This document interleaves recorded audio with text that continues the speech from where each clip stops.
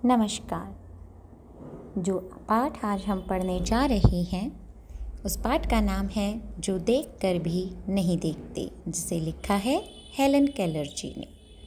तो चलिए शुरू करते हैं।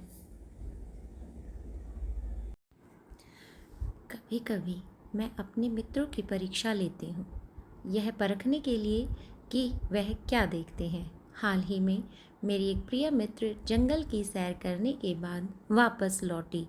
मैंने उनसे पूछा, आपने क्या क्या देखा? जैसा कि आपको पता है, हेलन केलर देख नहीं सकती थी, इसलिए वह यह सवाल अपने दोस्तों से पूछती थी। कुछ खास तो नहीं, उनका जवाब था।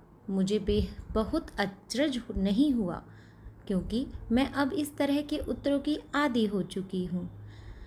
जैसा कि हेलन केलर को पता था कि जो आँखों से देखते हैं वो ज़्यादा कुछ नहीं देखते, तो इस उत्तर की वो आदी हो चुकी थी। मेरा विश्वास है कि जिन लोगों की आँखें होती हैं वे बहुत कम देखते हैं। हेलन केलर का ऐसा मानना था कि जिनकी आँखें होती हैं उन्हें बहुत कम दिखाई देता है। क्या यह संभव है कि भला कोई जंगल में घंटा भर घूमे और फिर कोई भी विशेष चीज़ न देखे?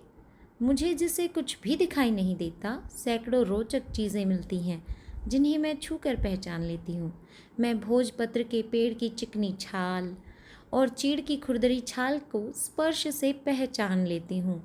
अर्थात हेलन केलर की आंखें नहीं थी, लेकिन वह पेड़ की छाल को पकड़कर या पत्र यानी कि पत्तों को पकड़कर यह पहचान लेती थी कि यह किस चीज़ के हैं। वसंत के दौरान मैं टहनियों में नई कलियां खोजती हूँ। मुझे फूलों की पंखुड़ियों की मखमली सतह छूने और उनकी घुमावदार बनावट महसूस करने में अपार आनंद मिलता है। हेलन केलर हमें बताती हैं कि वसंत के दौरान टहनियों में नई कलियां खोजती हैं वे, क्योंकि उन्हें उन फूलों की पंखुड़ियों कलियों को खोजने में उनकी घुमावदार बनावट को महसूस करने में अपार आनंद मिलता है। इस दौरान मुझे प्रकृति के जादू का कुछ एहसास होता है। कभी जब मैं खुशनसीब होती हूँ तो टहनी पर हाथ रखते ही किसी चिड़िया के मधुर स्वर कानों में गूंजने लगते हैं। अर्थात हेलन केलर प्रकृति से रूबरू हैं और प्रकृति का पूरा आनंद आंखें न होते हुए भी उठाती हैं। वे कहती हैं, अपनी उंगलियों के बीच झरने के पानी को बहते हुए महसूस कर मैं आनंदित हो उठती हूँ। मुझे चीड़ की फैली पत्तियाँ या घास का मैदान किसी भी महंगे कालीन से अधिक प्रिय है। बदलते हुए मौसम का समा मेरे जीवन में एक नया रंग और खुशियाँ भर जाता है। कभी कभी मेरा दिल इन सब चीज़ों को देखने के लिए मचल उठता है।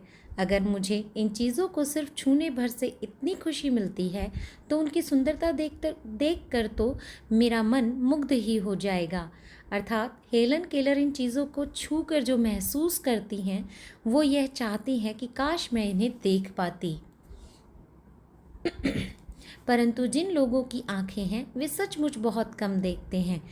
इस दुनिया के अलग अलग सुंदर रंग उनकी संवेदना को नहीं छूते। मनुष्य अपनी क्षमताओं की कभी कद्र नहीं करता। वह हमेशा उस चीज़ की आस लगाए रहता है जो उसके पास नहीं है। यहाँ हमें हेलन केलर एक शिक्षा भी दे रही हैं। वे बताती है कि जिनके पास आंखें हैं, या ये मान लीजिए जिसके पास जो भी कुछ है, शायद वह उसकी कद्र नहीं करता।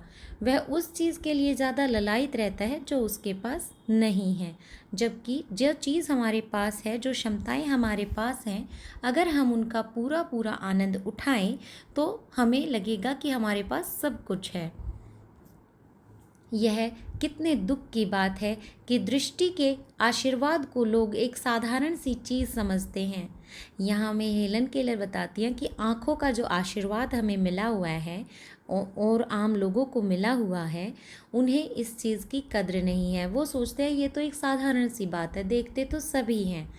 वो कहती हैं, जबकि इस नियामत से ज़िंदगी की को खुशियों के इंद्रधनुषी रंगों से हरा भरा किया जा सकता है। वो कहती हैं, दृष्टि इतनी आवश्यक चीज़ है, जिसके पास जो चीज़ नहीं होती बच्चों, उन्हें उसी चीज़ का मूल्य पता होता है। हेलन केलर के पास आंखें नहीं थी, उन्हें आंखों का महत्व पता था और वो उसी महत्व से हमें रूबरू कराना चाहती हैं। और वो कहती हैं कि ज़िंदगी में अगर आपको आंखें मिली हैं तो इन आंखों के द्वारा आप इंद्रधनुषी रंगों से अपने जीवन को सुखी बना सकते हो, हरा भरा बना सकते हो।